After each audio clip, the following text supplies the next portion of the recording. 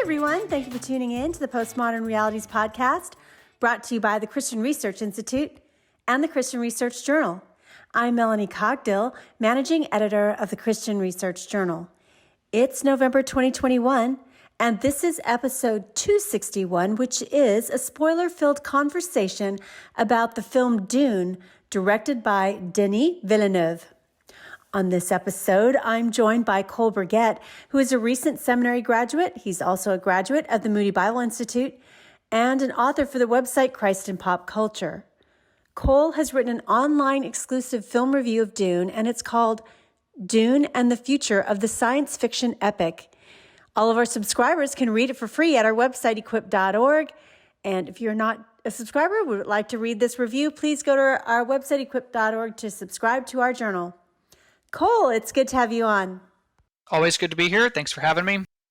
Dune goes all the way back to the original source material, which is a book that was written in 1965. And so it's been a long time. And of course, it's had various different, maybe infamous adaptations, one by David Lynch in the 1980s. And so there was also a sci-fi miniseries based on this too. But this book is rather sprawling, and so it's been notoriously hard to adapt, is what it's been known for. And of course, it's been one of the best-selling sci-fi book series of all time, the original 3 books. And so this was really highly anticipated. It was supposed to be out sooner, but of course, the pandemic pushed it into 2021. But this is probably being introduced to a whole new generation since it was published so many years ago in 1965. And what makes this an important sci-fi property? And then, of course, I guess the big question that I want to talk to you a little bit about is, why should Christians watch this film or care about this particular series and universe? And especially, I'm asking you this because after our last conversation a few weeks ago about James Bond, someone commented on YouTube that, hey, I get that you do this. I guess you're trying to, get some new subscribers from this, but I don't really care. Who cares about James Bond? Who cares about all these TV and film series? So that's a Christian wondering about why we should care. Sure. So to get into the topic of Dune, let's start with just an overview, like you've started to give. Dune is one of the most prestigious properties in science fiction. The original novel was written in 1965, as you mentioned, by Frank Herbert. And though it wasn't really an overnight sensation, it was a big hit with critics. And over time, it became one of the best-selling science fiction novels ever written. So in terms of genre studies, it's very hard to discuss science fiction without interfacing with Dune at all. It was hugely influential on numerous series that came after it. Spice, for example, the mineral that is mined on Arrakis, is sort of copied into Star Wars, the spice mines of Kessel. Later movies like Pitch Black and the Riddick series take some inspiration from the planet. So it's a very influential property, at least in terms of science fiction. As far as Christians interfacing with this, the significance of the property sort of speaks for itself. Any Christian who is interested in science fiction, if you take a class on science fiction or the history of it, whether you're in seminary, I took one in seminary, or if you're doing it in a secular school, you're going to at least become familiar with Dune. It's just going to happen. It's unavoidable. In terms of footprint, it's arguably as big as, if not bigger than, somebody like Isaac Asimov or Heinlein, who's a personal favorite. And as we'll get into shortly, Dune is a novel expressly concerned with themes about saviors and hero worship. So Dune itself wants to interface and interact with ideas that religions are built on. And as far as I'm concerned, interacting with Herbert's ideas is exactly what he wanted people to do. So that I think is gives you a good sense of why Dune is as important as it is and why Christians should interface with it. Now, one thing that's true about this particular property is that it has been a subject of controversy. Could you tell us a little bit about that controversy and what about this novel makes it subversive. I also know, looking into it, is that originally it was supposed to be kind of this, magnum opus, more than 1,000 pages, and yet it's a trilogy. And so I don't know if that was, oh, well, Lord of the Rings was a trilogy, if his publisher thought kind of along those lines, and why they didn't keep it as one entirely really in-depth novel. When Herbert sat down to write the story, so the legend goes, it was sort of envisioned as one massive novel that was eventually broken up into parts, which is probably for the best. It really is a lengthy, lengthy work. But as far as the controversy that has surrounded the book, books, I guess, plural, as mentioned, Dune directly wants to interact with the idea of messianic figures and what they mean to people, why people congregate around them, worship them, and whether or not they are actually good for society. And Herbert's perspective on this is more along the lines of there's no such thing as an infallible hero, and any hero is ultimately going to have some sort of downfall. Even if you did have some kind of infallible messianic figure, the people who are going to come along and take up their cause in the aftermath are ultimately fallible in and of themselves and are basically going to, screw it all up. Now, to get an idea for just how subversive this is and original this is in the context of science fiction and what's popular today, imagine Star Wars, the original trilogy, which came out 12 years after Herbert's novel. When George Lucas sat down to write Star Wars, he was a student of mythology and Joseph Campbell. Mythology, which, as we've talked about in other podcasts, builds itself on mythic ideas and mythic themes, such as these messianic figures. I mean, C.S. Lewis called the Christian story the true myth. It's the myth that actually happens in history. But the story of the Bible uses these mythic literary tropes and it tells a mythic story. And it's built around a messianic figure. So Star Wars, especially the prequels that Lucas did, have this, chosen one prophecy, this mythic hero who's going to, bring balance to the Force. And even in the original trilogy, Luke's original hero's journey to becoming a Jedi, it builds him into this great hero. When you go to Dune, Paul Atreides, the protagonist, he basically follows the same hero's journey as Luke. But whereas Luke's story is one of continually overcoming fear, atoning for failure, growing beyond mistakes, he's even doing this in the sequel trilogy. Paul's journey is very much not that.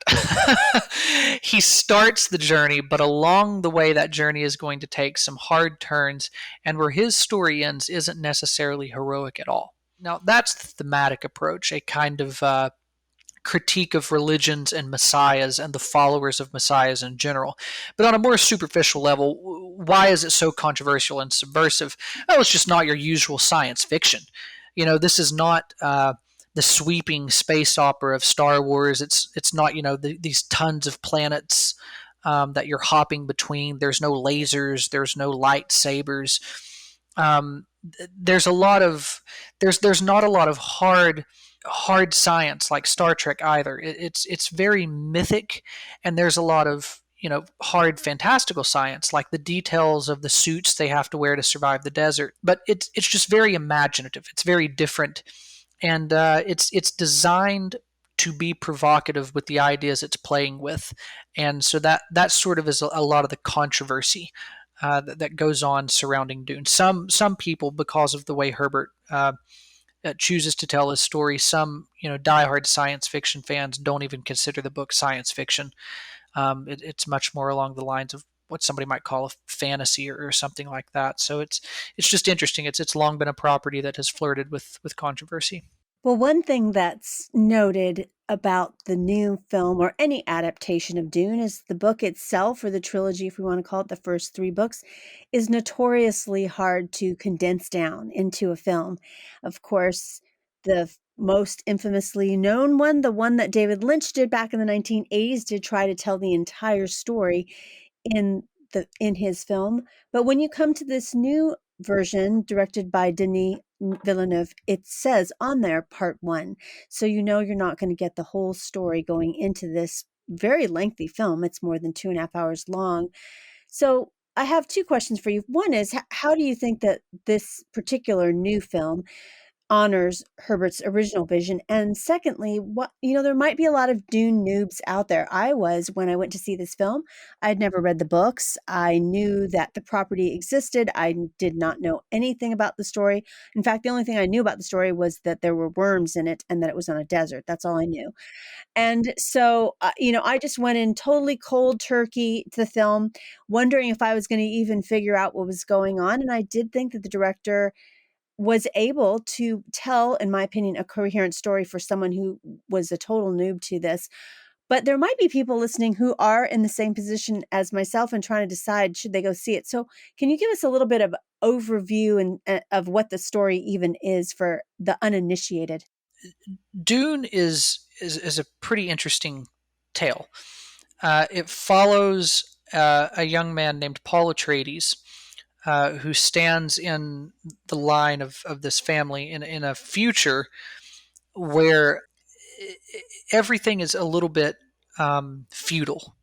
It's a very interesting vision of the future where solar systems are operating on a feudal system. So there are fiefdoms, and it's kind of archaic and medieval in that sense. And Paul Atreides stands in this family's line, and his family is sort of given by the emperor rights to this planet called Arrakis. And on this planet they mine this commodity called spice, which is sort of needed for interstellar travel. It's a really really important commodity, and it's a very harsh planet ruled by a separate, very harsh family. And the Atreides inherit this, and they basically go to this planet and begin to get involved in the politics and take over what's going on there. But as these types of political dramas are wont to do, it's things are not as clear as it seems. There's a lot of cloak and dagger political games that go on behind the scenes where the family is sort of being set up to fail. What's interesting about Paul, though, and it has to do with his mother's lineage, um, and this order that she's attached to. There are these what you might call prophecies surrounding his being, his growing up, his birth, that sort of begin to cast him as this messianic figure. And the natives to this planet that mine the spice sort of look at him in that way. They're sort of trying to figure out if Paul could be this messianic figure.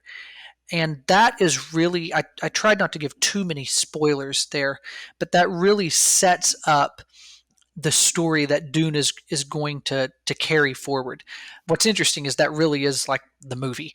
That's what it sets up, and then it kind of ends as soon as it sets it up. But this is to talk about how the film sort of honors Herbert's vision. This is very much Villeneuve's movie. I commented to a friend after seeing it something like, "This is his Dune, not Herbert's Dune," and that's not necessarily a bad thing. Everybody's a critic until they try to write a screenplay. I tell people all the time, your opinion is your own, but before you criticize, try and write a screenplay. It's remarkably difficult. And to adapt a property like Dune, oh my gosh, it's so hard. You have to make choices, what stays in, what can go. What angle do you find to introduce the audience to the story? What is the primary narrative that you're going to follow over a limited time frame of roughly 2 hours? There's just so much that goes into it. Um, and there's so much more to the story. There's so much more interesting nuance to what Herbert does in his novel. He pulls from very Eastern cultures. There's Islamic influences in there, very Eastern influences as well. And if you're watching the film, you'll see it in the architecture, you'll see it in the dress, the way these people are clothed. That's all taken from Herbert's novel. Again, it's all intentionally not what you're used to seeing. It's a Western framework for telling the story, Western mythic framework, but it starts to pull from Eastern ideas, and that tends to throw people. Again, it flirts with controversy. But what the film does is it looks at all of this and it finds a way to establish Paul Atreides and send him out on the first steps of his journey.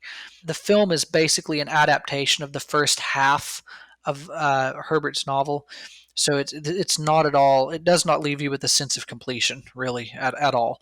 It sort of ends just as things are kind of getting good, if you know what I mean. You're sort of left wondering, but the decisions were made by the writers and ultimately the director to focus on Paul's journey and to service the story around that. And it was clearly never intended to be the end. The title card at the beginning called it Part One, so clearly they envisioned sequels and future stories, and that's it's all intentional. Dune is one of those properties, as you mentioned, that many have tried to adapt and failed miserably at doing it. It's long been considered unfilmable for a lot of these reasons. But with the right filmmaker, someone can come along and really make magic happen. And just look at Peter Jackson and The Lord of the Rings. And I think with Denis Villeneuve, Dune has probably found that filmmaker. I also think that, if you want to say his vision, Herbert's vision in 1965, we now have the CGI and all of the technology all these years later to be able to make that some of his, even like you said, it's not like the lightsabers and all these kinds of things. The focus is not on all the tech stuff, but even just to give the massive, you know, the spice extractors or any of those kinds of things have this real heft. You couldn't do it in filmmaking almost 60 years ago, which you can now. So that I think that's on Denis' side as well. Yeah, yeah. It's a little bit the situation Lucas was in with the prequel films, where he knew what he wanted to do, but he didn't have the technology to do it, so he kind of had to wait for the technology to catch up with what he wanted to do. And I think that's kind of the same thing that applies here. For a long time, Doom was considered unfilmable just because you couldn't rely on CGI, um, and you would kind of aim to do it practically, which got very expensive very quickly. One of the things I think is really ironic, though, um, there's a lot of irony with this movie, but one of the things I think is very ironic is it is very CGI heavy, but it was also filmed very practically. It was shot on location with very real sets. There's a lot of CGI in the film, but absolutely not as much as there could have been, and that is what I think is unique about the director and his vision, is that he makes it feel very real, feel very lived in. It's a lot of long shots and very pretty shots of deserts and emptiness, but when you're there, it feels very real. You get the sense that you're not looking at something that was computer generated, which is so often the drawback of computer generated movies. It's one of the reasons a lot of popular films today kind of, they don't turn me off, but I sort of get drowsy when I'm watching them because I start to feel like all I'm watching is a cartoon, and there's nothing real here. You don't get that sense with Dune, but a lot of the technology needed to advance to the point where you could do that in a way that's convincing and doesn't come across as cheesy or hokey, and that's where we are, and that's what Villeneuve is doing, and I think it's really paying off. This is a whole other conversation, but I feel like even with all the CGI and the special effects as Marvel has, all the Marvel universe, I just think it's like, you're watching a bunch of CGI. Not that I didn't think I was watching some CGI, but I felt like this universe was more lived in, more gritty, more like, oh, I could see that it could exist in 10,000 years or wherever it is set in the future. So I think he was, like you said, judicious of his use of it. This is a reminder to tell you that we are running a contest right now for a free subscription to the Christian Research Journal. We'd like for you to help us out by giving us a rating or review at Apple Podcasts. Just search for Postmodern Realities and you can put in a starred review. But in order to enter into the contest, please leave a short, brief review of our podcast about why you like to listen to it, and you'll be entered in. And this will run through December 31st, 2021. And right now the odds are very good because we have very few entries. So I would like to encourage you to help us out and also be entered in to get a subscription, which if you already have a subscription, it would make a good gift for someone else or maybe even your pastor. And the other way that you can help us out is just simply tell a friend about this podcast. We just want to get the word out. An easy way to do that is to just link to your favorite episodes and share them on your social media accounts. The other way that you can help us out, if a subscription for $33.50 is not in your budget this month, would be to give us a tip. And you can easily do that. Just go to equip.org, and if you go to magazine and click the drop-down menu, you'll see Postmodern Realities podcast. And at every single one of the landing pages, we have a link where you could give us a tip. And we'd really appreciate a tip for $3 or $5, $10, something like that. It helps us meet our budget, and we pay our writers. I know a lot of stuff on the internet is free, but we think that all the research and the writing that our writers do is worth their time, and we do remunerate them for it, even though not all websites do that. We do that, and so we ask you to help us continue to bring this great content to you by subscribing or giving us a tip. But in any case, we're happy that you're joining with us, and so thank you for being a regular listener. So in your review of Dune, you talk a lot about the irony of, a culture of embracing a superhero, but also embracing this property like Dune. And of course, I just ended before the break a little bit about just the Marvel CGI. This is definitely not like Marvel superheroes. Can you expound upon that a little bit? I mean, why is that an interesting dichotomy? Because I think a Messiah-like figure to me is a little bit different than a superhero. Yeah, we are.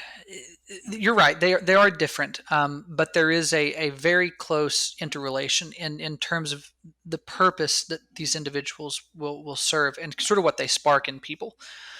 And we are in a culture that is absolutely obsessed with superheroes, for example. Marvel movies are all the rage and have been for a couple of years now. Star Wars, the poster child for modern mythology, is undergoing a renaissance. We have a lot going on in this culture. And we absolutely love heroes. And oftentimes, we will treat those heroes as messianic figures. The narratives the narratives we love will sometimes do this themselves. I think you can make a pretty clear case that by the end of the Avengers, Iron Man has come full circle and has become a sort of messianic figure. He's literally willing to sacrifice himself and give up everything he has in this potential future to save, half of everything in existence. So it's there. Those themes, those mythological themes, are come out whether we sort of anticipated them to or not. So we love heroes in this culture, and in a sense, we do worship at their altar. The irony is that Dune is, by design, the antithesis of that. It is literally meant to critique heroes and how people respond to them. So there is a very great irony here. The culture that so readily accepts figures like Superman, Batman, Wonder Woman, Captain America, and yes, Iron Man, turns around and embraces Paul Atreides. And a large part of this, I think, is that we are just a movie centric people. We don't do much interacting with narrative. We don't really do much interacting with novels, or at least as much as the world used to. And we don't really do hermeneutics. We just sort of like pretty pictures. And I don't mean to shallow out why people go to the movies. I know that not everyone does this, but when I watch reviews online after I've watched something, this is very important actually. I avoid reviews like the plague before I see a movie, and this feeds into what I'm talking about. I actually despise Rotten Tomatoes, right? I think it's like the bane of filmmaking. A part of my soul died the moment I saw that little certified fresh sticker on the front of like a DVD case in Walmart. For whatever reason, that little percentage number has become like the permission giver for whether or not you can think a film is, good.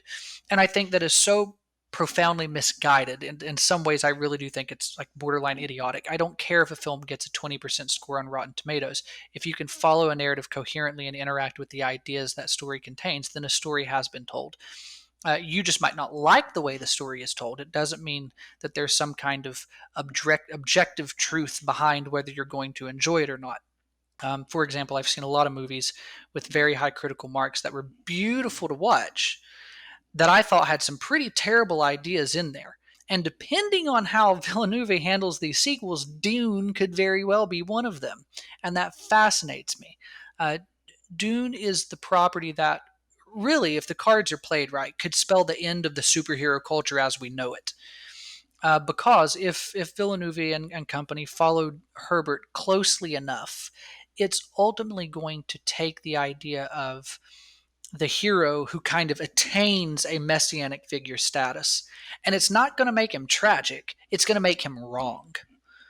It's going to take the idea of hero worship and say it's not just a happy pastime anymore. And it's going to be exposed as flawed, if not downright nonsensical. And it's going to say a lot about what people need. It's going to say a lot about why people feel the need to run to those kinds of figures.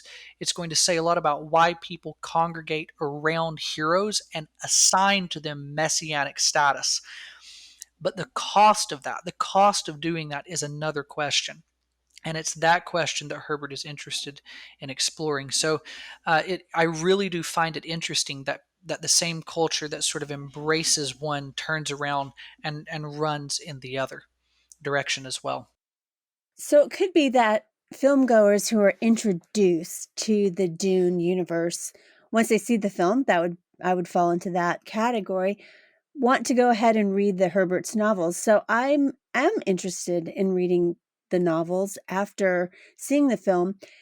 How do you think a Christian should, approach these novels and interact with his ideas? And, are we to be completely opposed to the ideas that he explores in the novels, especially with regard to the Messiah motif? Because a question that I had as I was watching these films was, well, two things. One is it seemed like some of the themes in the film seemed very modern, or in other words, thinking through, and I don't know if this is true. Now, I did read a review of this, and I don't know if it's reading into it, the whole idea of colonialism.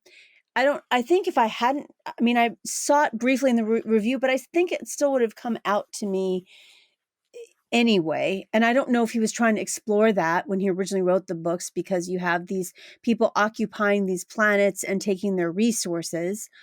And this idea of a Messiah, and it seemed to me, because you said that he borrows from, just some, I would call it a vibe of Islam, is that there was this, or maybe the Crusades, there's this idea of a Messiah figure that's coming for political reasons to help us take back lands that we own, which kind of goes to the whole colonialism thing. So I don't know if that was specifically Denis Villeneuve that was doing that, or, is that implicit in the books as his themes that he was trying to explore? Yeah, you've hit the nail on the head. That's sort of the bait and switch that goes on here. Is you're very much set up to think that what you are witnessing is almost like a colonial kind of what's often called white savior narrative. You're sort of baited into thinking, okay, this is what the story is going to be about, but then the story switches it on you and becomes a critique of that very idea. And through that narrative template, it turns the what Herbert is doing. Is turn that narrative back in at you and critique the very template that it's built on and the very ideas that are cooked into it.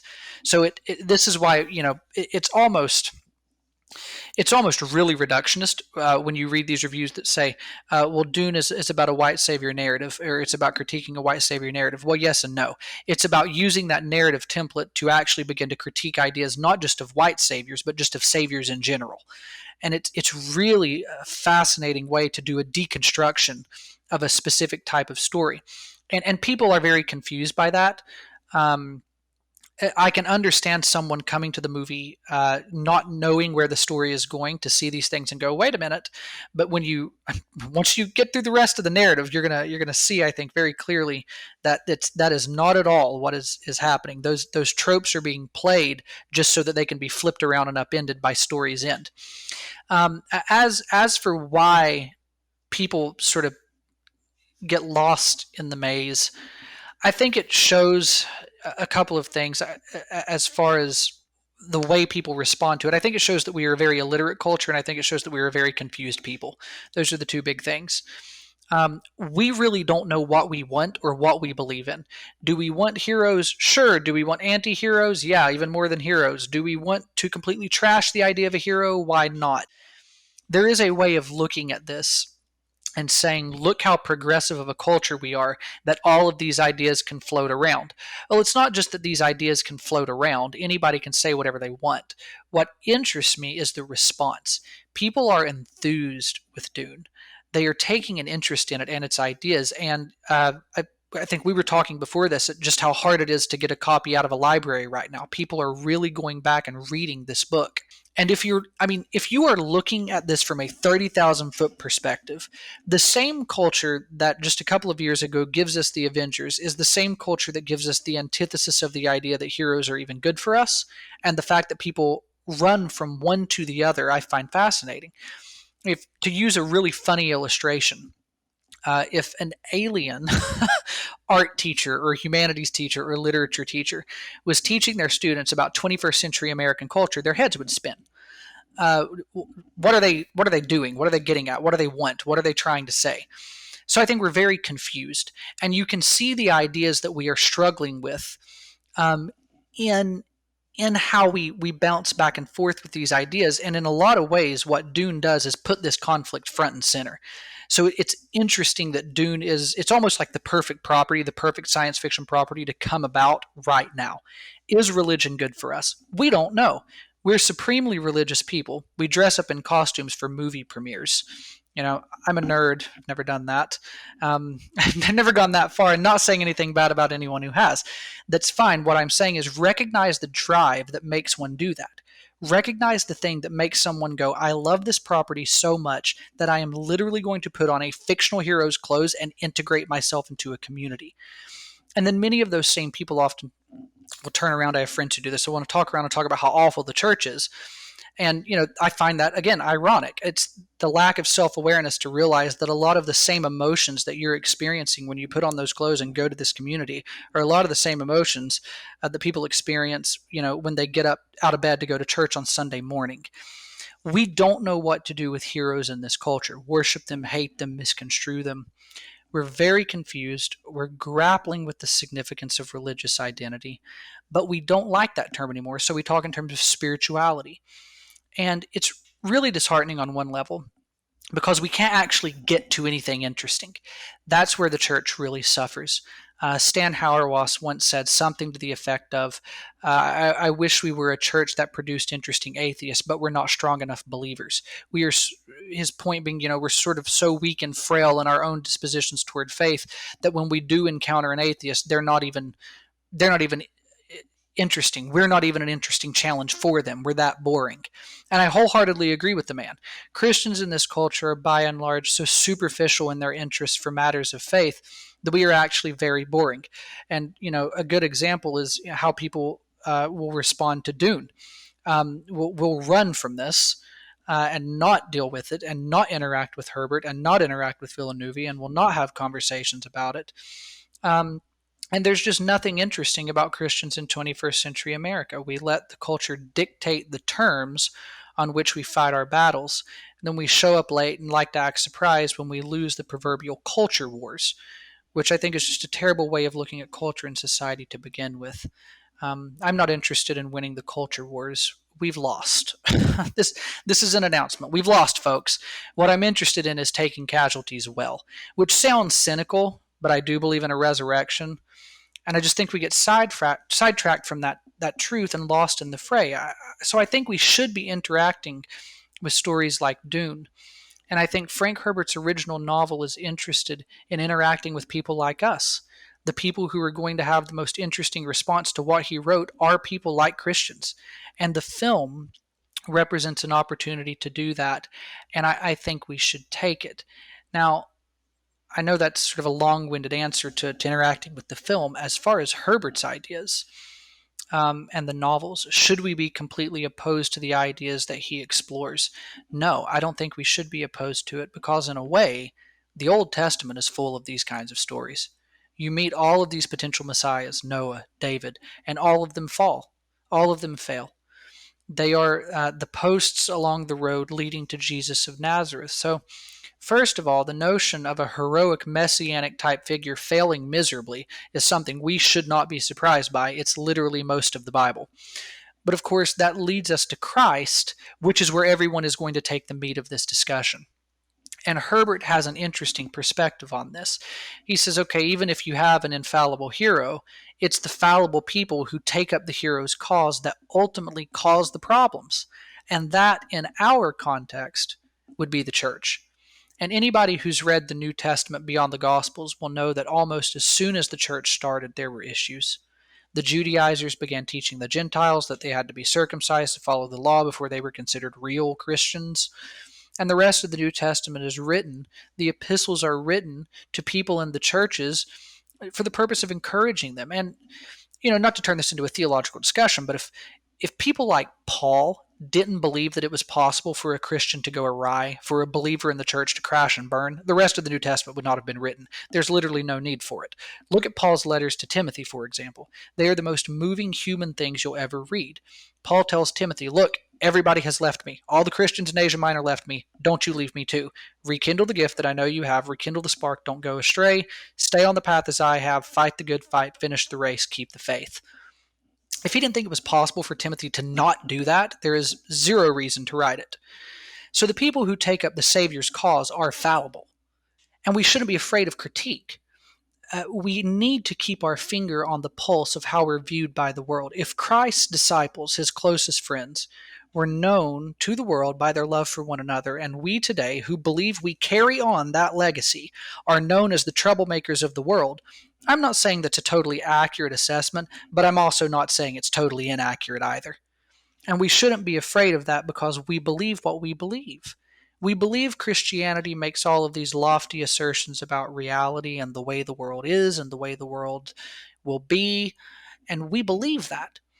And in light of that, I think we can and should look at somebody like Frank Herbert and say, hey man, I hear you, I see what you're saying, and it's interesting. We may have felt in some respects, and you have an interesting take on it, we often mar the legacy of Christ that we claim to carry on. That's a fair critique. But what's the alternative? See, Herbert was, as far as I know, he was a Zen Buddhist. That's what's often said, though I am not aware of any good primary source that shows that. I hear it a lot. I have never seen anything that says definitively this is what the guy was. But just because he uses these Eastern ideas doesn't make him a Buddhist. Herbert himself wouldn't say that we can just get away from myth. He literally uses it as a template for his story. He understands that people can't get away from this stuff. Religion, mythic figures, messiahs, heroes, people can't get away from it. It's always going to be around. The point of his story is to show you that there are reasons behind why people flock to those figures. He is interested in why people go looking for saviors. I'm interested in that too. There's a big hole shot right through the heart of the world by sin, and I'm interested in that. And if you don't understand that, you don't understand the gospel, and you certainly don't understand why a man had to die for you. And if that's what Dune wants to get around to discussing, then I think we absolutely should not be afraid of that. Well, I think the other thing that it does, I mean, beyond the obvious undertones in the film and obviously the book with regard to is Paul this particular messiah of this religious order, is that religion does play a part in this universe, in that there are religious sects, the biggest one out there being this, I think, Bene Gesserit sect that his mother belongs to. And of course, as is shown a couple of times in the movie, they have specific powers that they use and employ, and he's been trained in these powers. Paul has, the main character. And so is the religion of Dune, as it unfolds both in the movies and the books, is it really more like pre-Reformation Christianity, where you have Roman Catholicism that was, kind of also theocracy? In other words, they were controlling politics, they were controlling the church. And it seems that this particular sect that's very powerful, that his mother belongs to, also controls some of the politics and is very close to the emperor of this universe. You don't see the emperor in this film, but there's one out there. So does the fact that there is this specific religion, and then of course, but when they get to the planet Arrakis, the main, I don't know what she is she a witch or a sorceress or something like that, that comes to visit, who trained his mother, comes to visit them on their home Caladan world planet. She kind of says, well, we've seeded the people, the Fremen, to think that Paul coming is that. So he kind of exploring true supernatural miraculous things through this religion, or more like superstition? We can move politics by, as they say in the film, playing the long game. Yeah, that's one of the things that he does very interestingly. Um, is he does show that the tether between politics and religion, and I do think it is religion. The way he sort of articulates this. One of the reasons, and I do want to touch on this, it just came to me as you were asking about it. One of the reasons you find a lot of religious fiction, religious orders in fiction, sort of skewed almost as like Catholic. I think as Protestants, we really forget that the face of Christianity to the world is Catholicism, by and large. The figure that's going to represent Christianity to the world is the Pope. So if the question is ever, should we pray for the Pope? Yes, please do. He's literally representing you whether you like it or not. And that's not to say we're Roman Catholics. That's just how the world sees us. It is the largest branch. It is the largest sect. So when you see a lot of fiction try to begin to personify uh, religious orders and things like that, or design these religious motifs, it's going to start to look a lot like Catholicism. And Herbert's a product of his time, but he's also an American, so he understands that there are different sects and groups within Christianity, especially.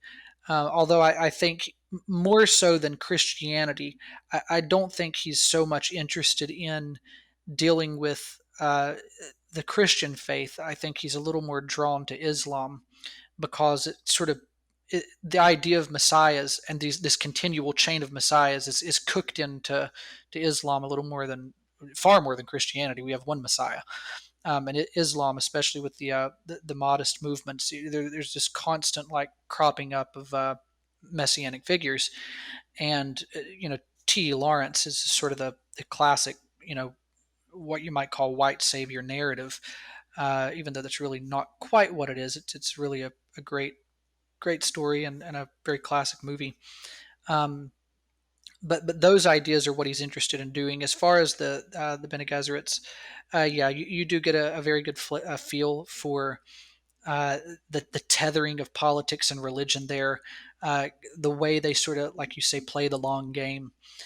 They use the religion to influence politics, and there is some superstition that's wrapped in there. It really isn't clear watching the film what they are. It's very mystical in that sense. It almost feels like throwback original trilogy Star Wars. You're kind of like, what are Jedi and what is the Force? It's kind of how you feel with these people. It's like, what can they do? What powers do they have? They're clearly not normal. So yeah, I think those ideas are there and they intersect in interesting ways. And I'm very interested to see what people begin to do with that as the sequels come out, which I think one is scheduled for 2023. I think is the next one. So it's definitely an interesting time to be getting into Dune. So, for those getting into Dune, like myself, are there any resources that you can recommend to our listeners to help them understand Frank Herbert and his work better?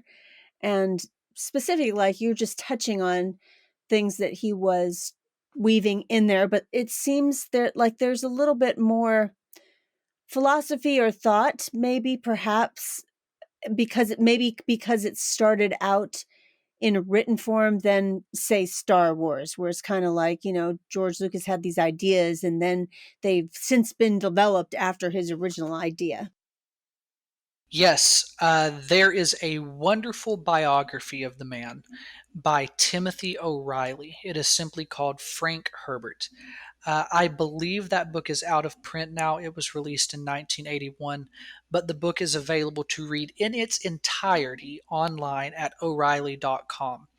And I encourage anyone interested in Dune, interested in Herbert, interested in where he got his ideas, interested in how he wrote it, uh, and it's to see what influenced him. Read that book. Actually, as I was preparing for this interview and this podcast, I went back and revisited. There was a link to a whole chapter, and I have a friend who's really into Dune. He loves the books. He loved the movie, and I copied the chapter and I sent it to him, and I said, read this chapter and then read the book. You'll really like it, and he did. So again, it's called Frank Herbert by Timothy O'Reilly. If you just search for it on Google, you'll find it. If you're fortunate enough to find a copy of the book, hang on to it. It's probably worth something. Yeah, I just went on Amazon and I guess used copies selling for over $1,000. He should self-publish that again or something. Get it back out there. Um, well, this is very interesting, and listeners can stay tuned because it looks like in 2 years, October 2023, part 2 will be out. So that's a lot of reading of Dune and Dune sequels and prequels and all those kinds of other things if people want to get into them. Well, finally, on a much lighter note, I have a couple of rapid fire questions for Cole to help our listeners get to know our authors better. So it's November. What's your favorite Thanksgiving dinner side dish? Side dish? Oh goodness, I would probably say mashed potatoes. Does that count as a side dish? It sure does. It's about And to. I know I've asked you this before, but I haven't given you all the choices in the sci-fi universes. So if you had to live in one, would it be Star Wars universe, Star Trek, or Dune? Well, not Dune, I can tell you that real quick. Yeah, I can rule out that third option real quick. I don't know. Star Wars seems okay. So I can get really deep nerd for a second. Star Wars seems fun until you realize that everybody who lives in that is miserable, right? Star Trek is going to be infinitely more fun. So if I had to live in one, I'd probably say Star Trek. Even though Star Wars has the Force and it's cool, I'd probably be some guy that got shot by a Mandalorian just trying to work on a farm. So Star Trek. Yeah, Star Wars, I don't know. Star Wars seems like there's some camp to it and it's interesting. But Star Trek, I guess, because if you think about why it was created to have this utopia where we believe the best in people, maybe that would end up being better in the long Yeah, run. yeah, exactly. In Star Wars, you have empires that rise and fall every 20, 30 years. Like, people have severe whiplash as to what's going to happen. Yes, I don't know. There is the Empire, but there's the pre-Empire, and it's very confusing and also stuff that was never explained. I think the funniest part of The Rise of Skywalker to me is when they all show up at the end. It's like nobody comes to help Leia at the end of The Last Jedi, but the second they hear Palpatine's return, the entire galaxy shows up and is like, we're done. We're not doing this again. It was enough the first time. We're over it. So Star Trek it is. Yeah, the Star Wars, and it gets a little primitive, so I don't know. The whole Westerns in The Mandalorian, it's just very also kind of, unless you shoot people, you're going to die, basically. Yeah, that's it. Well, thanks, Cole, for being a guest again on the Postmodern Realities podcast. Thanks for having me. Always a pleasure. You've been listening to episode 261 of the Postmodern Realities podcast. This has been a conversation with guest Cole Burgett about the film Dune, directed by Denis Villeneuve. All of our subscribers to the Christian Research Journal can read his online exclusive film review at our website, equip.org, for free. If you're not already a subscriber, please go to our website, equip.org, to subscribe.